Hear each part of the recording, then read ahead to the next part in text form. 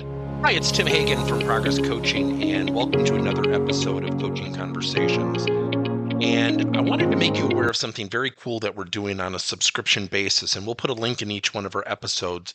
But every Wednesday, we're going to be doing what we call an audio podcast workshop. That workshop will be roughly about 14 to maybe 20 minutes per episode, with each month having a theme from a coaching model, using feedback strategically, to coaching self-awareness, and so on. So if you could, look in the body or in the content description of each episode, and you will see a link where you can join this subscription. These are literally 4 workshops every month, teaching specific strategies to address a particular area of workplace coaching, as it relates, again, to things like awareness, motivation, teamwork, and what have you. Here's the cool thing. It's only $10 per month, and each month you will get a handout that we will follow along with. So we also give you a tool for you to take notes as we go through each episode. We hope you'll check it out. Career conversations have never been needed more than right now in the workplace.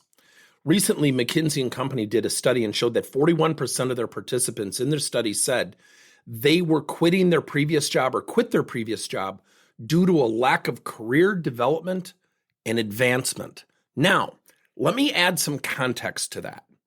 You know, my friend Julie Winkle Giuliani has a great book, Promotions Are So Yesterday, and she identified 8 things that people want in terms of their careers. And it's not always the promotion, yet that's where our minds go, right? So when you think about a lack of career development, let me go back to the foundation of what we do here at Progress Coaching. We teach coaching. What do we hear from leaders? We don't have time. We're really busy. So if we're not taking time to coach, we're probably not taking time to develop careers. Now, let me give you some context. We have to have conversations, and we tend to make one fundamental mistake around careers. We tend to try to motivate as it relates to the career. And where we get in trouble is we assume that we understand what motivates someone. So if I'm saying to somebody, you know, if you keep doing XYZ, you can get promoted and become a team leader or supervisor. Yet, what if this person is not motivated to become a people manager? It's like 2 ships passing in the dark. The person will probably nod and say thank you and agree and say, oh, that's great, thanks, I'll consider it.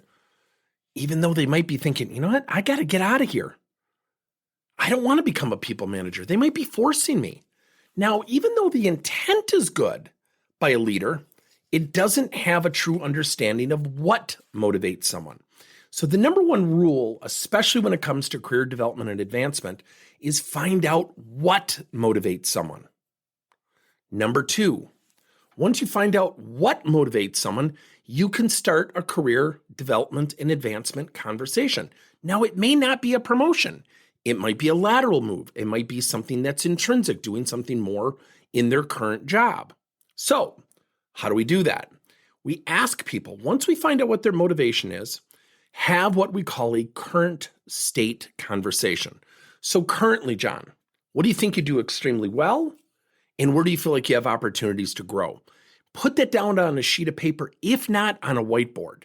Number 2, then ask, what's your ideal state? You said you want to do more things with data and analytics. What does that look like? Where would you be doing that? Would you be working with internal, external customers?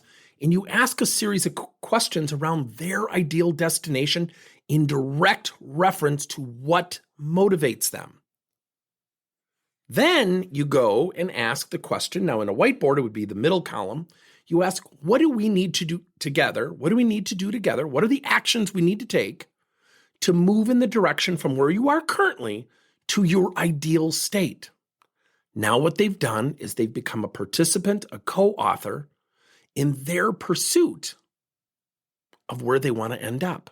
Now, if I just sit down with somebody and say, John, here's what we're going to do. You could work more in analytics. And even though it might motivate him, if he doesn't feel like he's an architect of his own pursuit of improvement career-wise, he may not be as likely to join in or to collaborate or cooperate. So the key is, number 1, find out what motivates. Number 2, ask questions about strength and opportunity currently where they sit today, which is their current state.